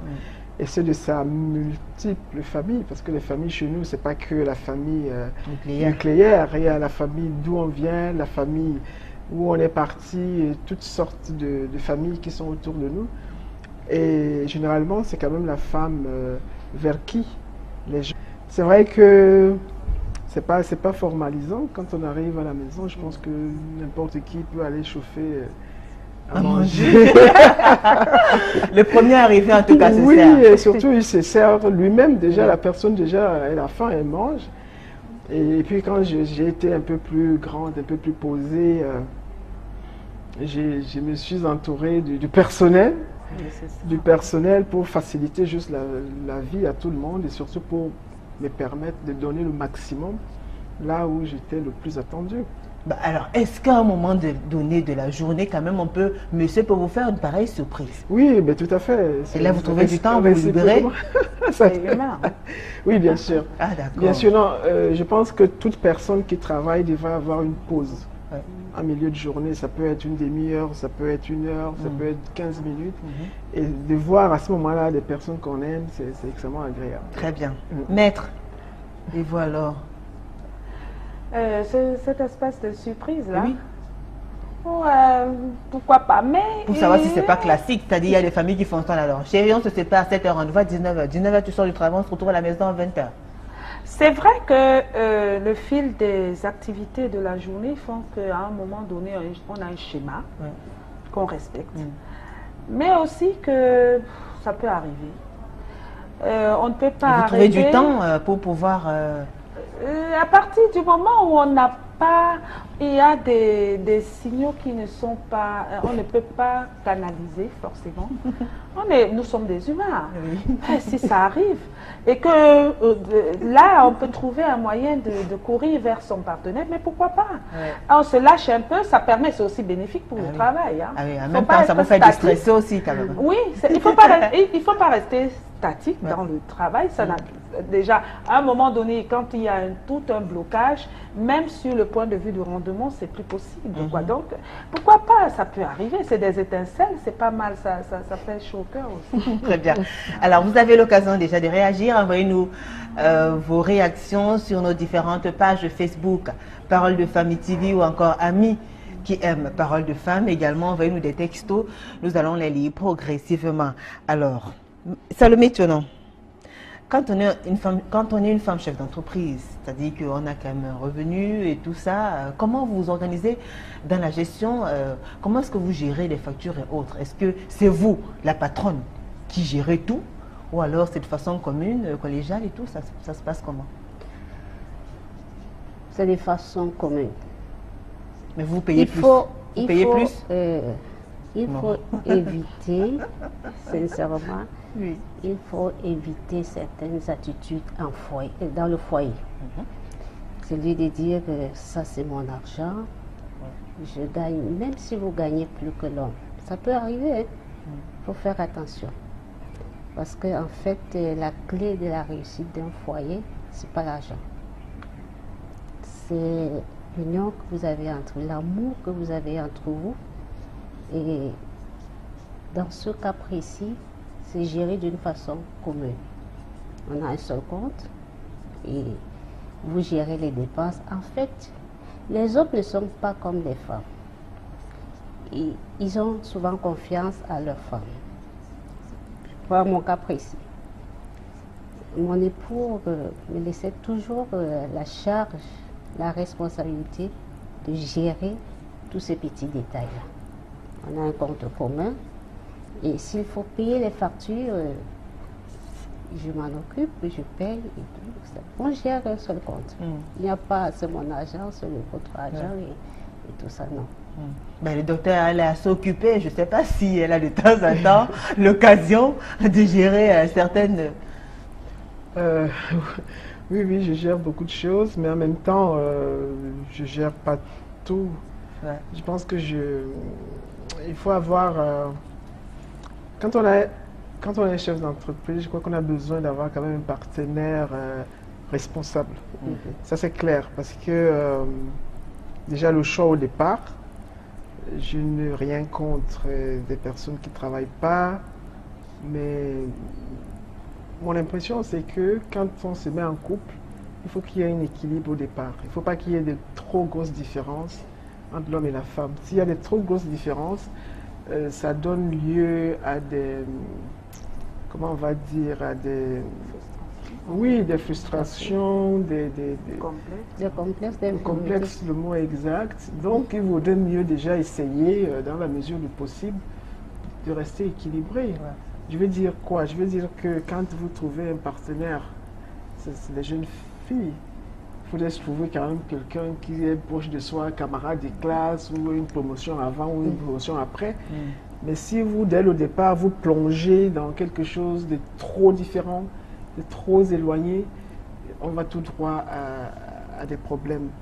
À partir du moment où on va chercher quelque chose qui est à côté, ça va, nous, de notre époque, c'était les personnes du même collège, on se connaissait bien, il y avait moins de risques, ça ne veut pas dire que ça ne peut pas casser à un moment ou à un autre, mais si dès le départ, vous faites un choix trop éloigné, trop déséquilibré. Ça, c'est les conseils que vous donnez à vos filles. Vous voulez être médecin et vous allez systématiquement prendre quelqu'un, je ne sais pas, qui est militaire. Non, militaire, même pas. Quelqu'un qui fait dans les boîtes de nuit, je pense que... Un DJ, un jockey. Je ne sais pas, donc, je veux dire, il faut... C'est vrai, c'est une histoire de corps aussi, docteur. Mais le cœur a la raison aussi, non? Mais parfois, les sentiments viennent avant la raison. Oui, mais ça, on peut... Oui, d'accord. Dans votre génération, peut-être avant, c'était d'abord la raison, ensuite le cœur. Parce que maintenant, c'est la raison. Maintenant, c'est d'abord le cœur, après on cherche des raisons. Moi, je pense que les générations n'ont pas changé la mentalité des hommes et des femmes. Je crois qu'il faut le respect, il faut l'amour, il faut le respect, mais il ne faut pas trop de déséquilibre. Quand c'est trop déséquilibré, on va tout droit à une cata. D'accord. Donc à deux, vous essayez quand même de vous organiser. Oui, ensuite vous parlez, et puis chacun sait que l'autre est quelqu'un quand même, il peut gagner son argent. on s'est connus jeunes, il n'y a pas à écraser qui que ce soit. L'homme n'écrase pas la femme n'écrase pas l'homme. Moi, je suis dans l'équilibre. D'accord. Voilà. Maître Irène Tetmani, et voilà. Côté finance. Bah oui, côté finance, c'est un problème qui... C'est un détail très important dans une vie en couple.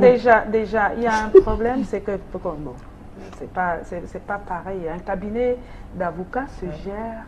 C'est l'avocat et son cabinet, c'est la peau et la chair. Donc, c'est difficile d'y impliquer une tierce personne qui que soit même son propre enfant. C'est son cabinet, puisque en réalité, c'est l'avocat, c'est son cabinet, il est collé avec. Bien sûr. Il est collé à son cabinet. S'il y a un problème de, je ne sais pas, un recouvrement non reversé, c'est l'avocat qui porte. Ça, c'est pas son mari, c'est pas son enfant, c'est l'avocat. Donc, c'est une partie, c'est quelque chose qui est particulier à l'avocat que je suis. Et bon, maintenant, sur d'autres domaines, dans d'autres domaines, naturellement, je ne vais pas être loin de docteur et de Salomé. Il faut un certain équilibre. Bon, on ne peut pas forcément exiger que le partenaire ait la même puissance financière ou économique que soi-même, mais il faut que ça arrive, qu'on se trouve dans un taxi, que l'autre paye le taxi, ou bien qu'il dise je t'invite à manger. Donc, se dirige pour pouvoir résoudre un certain nombre de problèmes. Donc, si nous sacrifions cette activité obtenue de longue lutte, c'est que nous sacrifions quand même aussi le bien-être de beaucoup de gens qui sont autour de nous. Alors, c'est vrai que le bonheur se conçoit comme quelque chose de global. Le bonheur ne peut pas juste être parce qu'on est avec son mari, qu'on lui met les chaussettes et tout ça. Je pense que ça ne suffit pas. Le bonheur aussi, c'est de pouvoir que votre mari puisse être là pour vous soutenir. Quand vous avez besoin de quelque chose, qu'il relève les manches pour venir travailler. Et je pense que ça fait beaucoup de bonheur aussi. Et il y a une certaine catégorie d'hommes aussi qui n'ont pas envie d'avoir une femme à longueur de journée à la maison et qui aimeraient aussi la voir s'épanouir et l'accompagner. Donc je pense qu'il faut voir ça aussi. Voilà. Donc, mais moi je pense que j'ai des journées et des années absolument complexes, extrêmement compactes. Et c'est vrai que de temps en temps, on peut favoriser telle ou telle chose pour telle ou telle autre. Et on ne parle pas encore du côté social, du côté international de nos activités. Nous devons assumer aussi. Mais malgré tout ça, quand même, vous donnez le respect qu'il faut à votre mari. Ben oui, le respect, c'est d'abord le sentiment d'amitié, d'amour qui pousse à ce respect-là. C'est pas simplement parce qu'on est une femme qu'on doit respecter l'homme, je ne pense pas. Je crois que c'est réciproque. Et aussi, c'est l'ambiance. L'ambiance qui se passe dans un foyer, dans un couple, qui permet que tout le monde soit détendu ou non. Très bien, maître. Et voilà, vous êtes quel genre de femme? Je connais mes droits, hein. Je ne peux pas me dire ceci, je ne peux pas me faire cela. Où ça, à la maison? Oui. Oh, ben, pas forcément parler de droit à la maison. C'est frustrant. Hein? Mais dites-nous alors, avoir une femme avocate, quand même, faut le faire. Hein? Oui, mais en fait, c'est des préjugés. Hein? Oui. C'est ce qu'on pense toujours. Une femme est d'abord une femme. Et avant d'être avocate, avant d'être médecin, avant d'être magistrat, avant d'être tout ce qu'elle veut, elle est d'abord une femme. Il faut savoir faire la part des choses. À la maison, on n'a pas besoin de parler du droit. Déjà, dehors, on en parle tellement que quand on est à la maison, en tout cas pour moi, j'ai envie de parler d'autre chose que du droit. Ça m'intéresserait de parler d'autre chose, de prendre un verre, de parler d'autre chose, de parler de la danse, de parler de la musique, d'écouter une musique, et de regarder les émissions qui font. Et devant votre conjoint, alors, vous vous comportez comment? Vous êtes, c'est-à-dire la femme soumise, celle qui fait à manger, par exemple, celle qui fait des petites choses. La femme respectueuse. Oui, mais pas soumise. La soumission, le respect, vous savez, tout ça là, c'est des mots, mais tous ces mots, respect, soumission, obéissance, c'est tout un package. C'est un package l'un ne va pas sans l'autre, naturellement. Vous ne pouvez pas dire que vous êtes obéissante sans être soumise. Vous ne pouvez pas être respectueuse sans être soumise. Donc, c'est une question de sémantique. la soumission ne veut pas dire aussi l'esclavage, parce qu'il y a un problème qui se pose, c'est que après la soumission, quelque part, qu'est-ce qu'on a en face? Si ça demande maintenant que ce soit une soumission plate, là, c'est ça, ça ne marche pas. Je pense pour n'importe quelle femme. On n'a pas besoin d'être avocate pour dire non, je ne veux pas marcher comme ça. On est obligé de se... chacun doit respecter son couloir sans toutefois créer une séparation forcée. Il faut tout simplement faire une complémentarité et faire une harmonie. Former une équipe. Ouais, c'est le métier. Vous savez justement, ouais. On a coutume de dire que les femmes, ici en Afrique, quand une femme a beaucoup fréquenté, ce n'est pas évident dans le foyer, parce qu'elle va tout le temps rappeler à l'homme que j'ai tel diplôme, le respect c'est mutuel, il faut faire ci, il faut faire ça. Vous, dans votre cas, dites-nous. Oui, c'est vrai que beaucoup de personnes réagissent ainsi, mais dans mon cas, je ne conseillerais pas aux gens de réagir ainsi. C'est vrai qu'on est pris au bureau dans une pile de dossiers, on est chef d'entreprise, on a des hommes à gérer, on a toute une grande équipe à gérer. Mais je vais vous dire, dès que vous partez de votre bureau, dès que vous franchissez votre barrière, vous enlevez cette veste de chef d'entreprise et vous la déposez à côté. D'accord. Et quand j'entre chez moi, je suis la femme soumise, la mère, prêt à s'occuper de ses enfants, prêt à s'organiser. Tout dépend d'une bonne planification et d'une bonne organisation pour pouvoir concilier les trois domaines. Alors, chef d'entreprise, mère au foyer et puis... Alors quand vous rentrez justement chez vous le soir, qu'est-ce que vous faites de particulier? Alors là, quand je rentre d'abord le soir, je dois apprêter le dîner pour mes enfants. Et je dois m'assurer comment est-ce qu'ils ont passé la journée. J'ai toujours une petite conversation avec eux pour savoir comment est-ce qu'ils ont passé la journée. On essaye de discuter quels sont les différents problèmes qu'ils ont rencontrés tout au cours de la journée. Et j'essaie de jeter un coup d'œil sur les devoirs qui ont été faits, si je peux ajuster un petit truc. J'essaie de voir ce que je peux faire et vraiment l'ambiance familiale. Et puis on s'occupe aussi de toute la famille.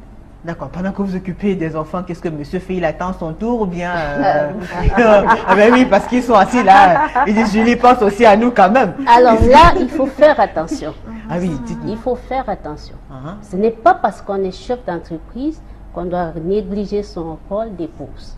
Il faut assumer. Oui, parce que en fait, même la Bible le dit, il faut rendre à l'homme son dû. Ça veut dire qu'après qu'on s'occupe des enfants, après il faut s'occuper du monsieur aussi. D'accord. Il faut gérer le quotidien. Qu'ils sentent que ce n'est pas parce que vous êtes chef d'entreprise que vous n'êtes plus son épouse. Donc il faut assumer. Est-ce que l'épouse est capable? Pourquoi ne pas le servir à manger? Vous mangez ensemble, des petits câlins, pourquoi pas? Il faut le faire. Ben, des petits câlins, pourquoi pas? C'est normal qu'il est trop câlin, n'est-ce pas? Donc, il ne faut pas priver ce monsieur de ça parce que vous êtes chef d'entreprise. Ça n'enlève en rien notre position de femme. Mais docteur, alors vous comme ça, supposons 14h, monsieur vous appelle, il voudrait peut-être vous voir, voilà quoi. Et puis vous, oui, il vous appelle à 14h comme ça, il a une envie folle de voir sa douce et tendre. Comment vous faites? Vous dites quoi? Écoute chérie, je suis en plein bloc opératoire là. Je commencerai par rire, oui. Je commencerai par rire, non. Bon alors, monsieur sait qu'il y a des heures, il ne faut pas appeler madame, il ne faut pas chercher madame parce que là, elle est en plein boulot. Non. Je pense en fait que moi, je suis d'une génération un peu libérée et que forcément... le partenaire également de cette génération-là et que ce genre de problème en fait ne se pose pas de la sorte. Mais c'est vraiment dans le sens de construire ensemble. Et comme je l'ai dit tout à l'heure, les enfants, moi les ayant eu très tôt, très jeunes, je ne les ai pas en fait vus grandir. Ils sont aujourd'hui suffisamment grands et indépendants et je pense que... Pourquoi vous ne les avez pas vus grandir? Parce que vous étiez occupé par oui. Les études et tout, le travail? Les études, j'ai fait des enfants, j'étais à la fac, quand je deviens médecin, que je travaille, eux, ils commencent déjà à se débrouiller tout seuls.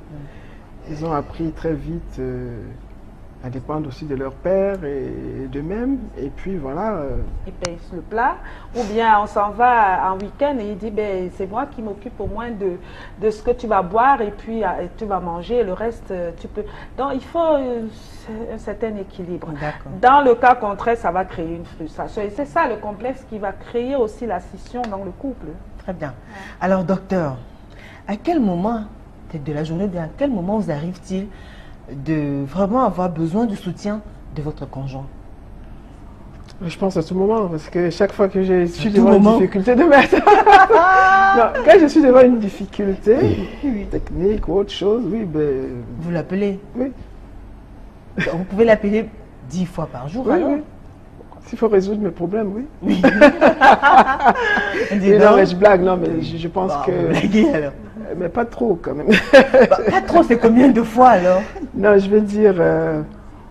quand on est dans un couple, on se connaît quand même. On sait que l'autre peut faire ceci, l'autre peut faire cela. Je n'ai pas beaucoup parlé de l'histoire d'argent, mais je pense que l'argent, c'est pas la chose importante dans un couple. L'argent, en fait, ça permet d'avoir des réalisations.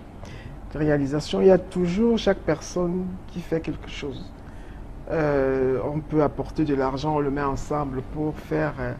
quelque chose, on peut aussi faire quelque chose parce qu'on pense que c'est important pour les autres. Donc, l'histoire d'argent, mais c'est vrai qu'avoir à entretenir quelqu'un entièrement, du début à la fin, de haut en bas, ça peut être lourd. Ça peut être lourd. Mais quand on aime, on le fait avec... oui, non, mais c'est une question aussi de respect par rapport aux gens. Oui. Je ne pense pas que prendre quelqu'un... Moi, je préfère prendre quelqu'un qui n'a rien, je le fais quotidiennement, des personnes de partout, de toutes les familles, qui viennent me voir, je n'ai pas ceci. Mais pas votre conjoint, non? Oui, je pense qu'il faudrait quand même que... non, il faut du respect, je ne sais pas. Hein, mais à quel moment vous êtes un gros bébé, alors? Un gros bébé? Oui. Ça évolue avec l'âge aussi, tout ça. Parce que... Oui, mais on dit le corps ne vieillit pas. Hein. Le corps n'a pas de rides. Hein, docteur? C'est bien cela? Non, le cœur n'a pas de... Le cœur ne vieillit pas, le cœur n'a pas de rides. Voilà, donc à quel moment est-ce que vous avez besoin? Non, je pense que c'est vraiment une question de... Comment je vais dire? D'amour. L'amour n'est pas le même quand on a 16 ans, 20 ans, que quand on a 50 ans et plus. Cet amour-là reste là. Reste solide, permet à ce qu'on connaisse mieux l'autre. Mais bon, c'est vrai qu'il y a aussi un peu de dispute. Hein. Ça ne fait pas de mal de se disputer. À quel moment est-ce que le docteur Ernestine Godbel est un gros bébé dont il faut s'occuper et prendre soin d'elle, la calmer quand elle est malade, quand elle est stressée, quand elle est triste? À quel moment? D'abord, j'aimerais que ce soit le plus souvent possible. Ensuite, quand je suis en difficulté, oui, j'ai besoin. Quand je suis malade, bien sûr. Oui. Et parce que les docteurs tombent malades aussi. Bien sûr, bien sûr. Oui. Et puis quand il y a des doutes. Quand j'ai des doutes, voilà. D'accord. Vous voulez qu'on vous rassure? Ah, yeah. Voilà. Salomé Tionan. Voilà. Je vais rebondir d'abord tout à l'heure sur le problème que le docteur a évoqué tout à l'heure au niveau des finances. Ah, les finances encore? Oui, je reviens un tout petit peu là. Elle a évoqué un point très important sur le fait qu'il ne faudrait pas prendre quelqu'un qui vraiment est désœuvré. Tout à l'heure, tu disais que c'est l'amour, non? L'amour au début, mais avec le temps, on se lasse, on se fatigue. Sincèrement, quand le partenaire ne fait rien, c'est un danger, on court à la catastrophe. Il faut toujours... Donc l'idéal serait que les deux... Non, il faut faire quelque chose. Apporte un petit quelque chose, mais non, on ne vit pas seulement d'amour et d'eau fraîche. Ah, oui. Et ça, c'est très important. D'accord. Il faut qu'il apporte quelque chose et ça contribue à l'harmonie du couple. C'est très important. Très bien. Maintenant, s'il faut rebondir au niveau des moments où on a vraiment besoin d'une oreille attentive ou d'une épaule sur laquelle vous reposer. Se reposer un tout petit peu. Pour vous consoler. Voilà, consoler. c'est justement au moment où j'ai des échecs dans mon projet. Parce que l'entreprise, pour moi, c'est une passion. C'est un amour. Quand ça ne va pas, j'ai besoin d'une oreille attentive. Quand les enfants vont mal, quand il y a un pépin qui ne tient pas, j'ai besoin d'une oreille attentive. Et si je suis aussi peut-être souffrante, on a besoin aussi de petits câlins, quoi. Voilà, d'une personne qui vous écoute et qui vous dise, voilà, je suis à vos côtés, ne t'inquiète pas, tu as tout mon soutien. D'accord. Alors là, ça nous fait rebondir. Alors là, vous n'êtes plus rien du tout. Vous n'êtes plus chef d'entreprise, vous n'êtes plus rien. Vous devenez un gros bébé. Voilà, on devient un gros bébé. Mais juste quand on a écouté ces mots douces, on devient chef d'entreprise encore. Parce que là, on a de la force pour rebondir. On a de la force pour rebondir. Très bien. La question amuse beaucoup, mais Irène Tedmen, parce qu'elle pense qu'elle va nous échapper. Non. On va lui poser la même question. Ah ben, ça, je vais trancher. Hein. Je vais prendre une autre tangente. Parce que moi, peut-être contrairement à Salomé, hein, quand je me sens effrontée, disons, il y a l'adversité, très sincèrement, j'ai envie d'y faire face. J'y vais, et c'est après avoir libéré toute mon énergie face à l'adversité que j'accepte, je redeviens un enfant. Quand je me vide d'énergie, ça c'est moi. Hein. Ouais, ça c'est moi. C'est-à-dire quand je boue d'énergie, franchement, j'ai pas besoin de cette mot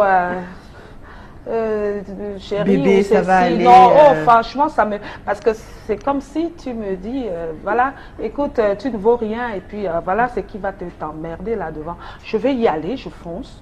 J'arrive et puis bon, si je me casse la figure, ok, je reviens, j'ai vidé mon énergie. Je reviens et puis bon, ok, à toi la place.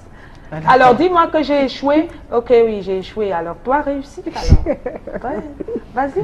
Mais ça, c'est bon, c'est comme ça. C'est plutôt comme ça, dur. chacun a son... Oui, il fait comment alors? Il fait comment? À quel moment quand il fait comment? Vous faites comment?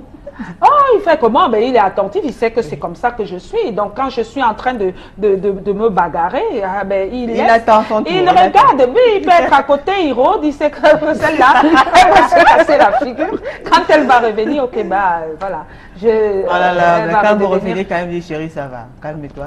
Oui, là, je peux écouter. Mais quand c'est chaud, je n'ai pas besoin de ça. Ça mérite au contraire. Alors, vous sortez le matin, vous rentrez le soir. C'est-à-dire la plupart des... Bon, nous restons avec le maître Irène Tedmen. Vous sortez le matin, vous rentrez le soir. De lundi à samedi, de lundi à vendredi. C'est dur quand même. Hein. C'est pas évident. Alors, vous avez une femme de ménage qui s'occupe de la maison et tout? Naturellement, sinon on ne peut pas s'en sortir. C'est vrai que souvent, on pense aussi, bah, souvent je pense que je peux tout faire. Hein. Je dis à la ménagère, elle n'est pas là. Bon, écoute, je me lève le matin, je vais au sport, je reviens, je commence à faire le ménage. Tous les matins avant d'aller au travail? Je fais tout et puis je sors, je dégouline de sueur, j'arrive au bureau, je dis je vais me calmer au bureau, je suis arrivée, je trouve encore d'autres choses, je tourne, je rentre. Je suis down. Et puis, bon, le soir, je dis, bon, j'ai fait ma journée. Et puis, je reprends le matin, c'est rebelote. C'est pas évident. Alors, mais quand même, il y a des moments où je me l'arrache. Et je me dis, là, franchement, je préfère, mais je vais me reposer. Je vais prendre du recul. Je vais regarder. Et là, il ne faut même pas me demander de tourner dans mon lit. D'accord. Mais il y a des moments donc où vous entrez à la cuisine, vous faites à manger pour votre conjoint, pour monsieur. Ça, c'est un peu le train-train quotidien. J'arrive pas à m'arrêter, je ne sais pas comment regarder faire la cuisine. J'ai toujours envie d'aller faire. Même si j'ai quelqu'un qui le fait, je dis non, moi-même je vais mettre la main à la pâte. D'accord. Ben, il y a une qui est en train de sourire parce que c'est que c'est son tour bientôt. Docteur. Alors, docteur. Non, le marché, les courses et puis la cuisine et tout. Non, franchement, non. Non, franchement, j'aime pas trop aller au marché. Les courses, oui, parce que c'est un plaisir d'en faire de temps en temps, peut-être 2 fois par mois. La cuisine pour monsieur? Des petites cuisines. Des petites cuisines, ce sont lesquelles? Des petites cuisines de dimanche. Ah, les dimanches. Des petites cuisines des de toutes dimanche. petites comme ça, c'est quoi, des œufs? Oui, non. Élaboré quand même. Non, mais souvent on n'est pas gourmand. Ah, d'accord. C'est pas manger, c'est pas un plaisir. On mange parce que c'est bon. Mais des petites cuisines, c'est quoi alors? Non, mais des choses qui ne demandent pas trop de temps, qui ne demandent pas... Comme quoi, le riz sauté? Trop d'énergie. Non. Bon, comme quoi alors? Non, mais c'est vrai, des steaks. Ouais. Des steaks, des crevettes. Et je m'entoure quand même des personnes qui font très très bien la cuisine. Ma cuisinière, ma soeur aînée, donc... Et puis il y a les restaurants aussi. Et puis il y a les restaurants aussi. C'est agréable d'aller au restaurant. Ouais. Et au restaurant, on est en famille, on est avec des amis, on se détend. Et je pense que c'est... Des moments importants. Ouais. Salomé? Pour l'avouer, concilier les trois, c'est pas évident. Parce que partir du bureau du lundi jusqu'à vendredi, c'est opération généralement 8h, 9h, 18h, 19h, 20h, 21h, 23h. Wow. Ça dépend des semaines, des mois. Dans le système éducatif où nous nous retrouvons, je ne vais pas aller très loin. La semaine dernière, il fallait déposer urgemment les dossiers du BTS. Oui. Pour la date de clôture, c'était vendredi. Et ce, avec des pénalités. Le ministère ne rigole pas. Vous avez une pile de dossiers à monter, vous avez un dossier à déposer au plus tard vendredi. Je vous dis, jeudi, vous êtes encore au bureau. Vous avez une pression. Vous avez donc, des une jours comme ça, vous oubliez terrible. carrément de faire la cuisine. Ah, impossible. Là, impossible. Et c'est impossible. Ouais. Je dis, il y a des moments où je dois arriver à la maison à 23h minuit, 1h du matin. Et qui le fait alors? Ce sont vos enfants ou les ménagères? Et c'est justement à ce niveau où nous avons besoin d'une assistante. D'accord. D'accord. Et vraiment, depuis presque 15 ans, j'ai une assistante. Qui est mère du lundi au vendredi. D'accord. Mais je veux vous le dire, le week-end, je dois faire la cuisine. D'accord. Le week-end, je fais la cuisine parce que je dois mettre les petits plats dans les grands pour faire manger toute ma famille. C'est des occasions rares parce que moi, j'ai un rôle de former ces enfants. Et c'est généralement ce genre de séjour que je profite aussi pour transmettre le savoir-faire. Le savoir. Très bien, surtout le savoir-faire culinaire. Le savoir-faire culinaire. Très bien. Que j'ai une petite fille qu'il faut former. D'accord. Merci mesdames. Je vous propose d'observer une courte pause, le temps de souffler. Entre-temps, vous qui nous regardez, continuez à nous envoyer vos messages, vos différentes réactions. On va suivre ces Vox Pop qui ont été tournés dans la capitale par Martin Manguele. On revient juste après.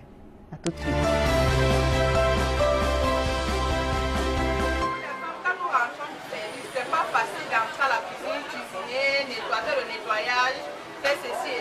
C'est pas normal, mais quand nous rentrons, on ne peut pas faire cela. Le mari dit qu'il nous a mis ça à la maison pour pouvoir le faire. Bon, et quand on se trouve qu'on ne peut pas tout accomplir la tâche. Bon, pour moi, particulièrement pour mon service, quoi. Mon service d'abord, mon service est important, mais c'est pas très important par rapport à mon mariage, à mon foyer, quoi. Ouais, donc je préfère peut-être avoir quelques heures, peut-être 2 ou 3 heures, ou 4 heures plus. Et le reste, c'est par rapport à mon foyer. Parce que c'est important, parce qu'il ne faut pas laisser ton foyer parce que le travail, sinon ça va jouer sur toi aussi. Une ménagère ne peut pas tout faire dans un foyer. Parce qu'il y a les principes d'abord. Tu sais que chaque homme a ses principes. Donc quand tu vas tout laisser à la ménagère, ça risque de causer problème aussi. Ce n'est pas tous les hommes qui adorent avoir une ménagère. Une ménagère peut être là peut-être les vêtements, mais aussi certains vêtements de l'homme que cet homme qui doit s'occuper. Si mon mari a besoin de moi et que le boulot s'impose aussi, que le boulot ça a besoin de mon service, quoi. Bon, ce que je pourrais faire, c'est de m'arranger, de m'attendre avec lui. S'il est compréhensif, tout ira bien. Parce que c'est grâce à ce boulot aussi que nous vivons. Oui, bien sûr qu'il y a des fois aussi. Bon, quand on aime aussi, on est obligé de se soumettre. Tu peux d'abord te soumettre et bien après, le moment où il y a déjà du calme, bon, vous essayez de dialoguer par rapport à ça. À nos jours d'aujourd'hui, le mariage, c'est pas facile. Hein? C'est pas facile, même si c'est qu'une ne te donne rien, mais sa présence compte quand même. Hein? C'est tellement important. La femme en a besoin d'avoir un homme de ses côtés. Moi-même, je vois certaines femmes ici, là, elles sont tellement intéressées à leur boulot par rapport à leur foyer. Donc le foyer, d'abord, c'est son mari. Quand tout va bien à la maison, vraiment, je ne vois pas comment le monsieur est en train de te dire peut-être que laisse le boulot là. Mais quand tu es en train de faire ton devoir d'une femme, vraiment, il n'y aura pas de problème.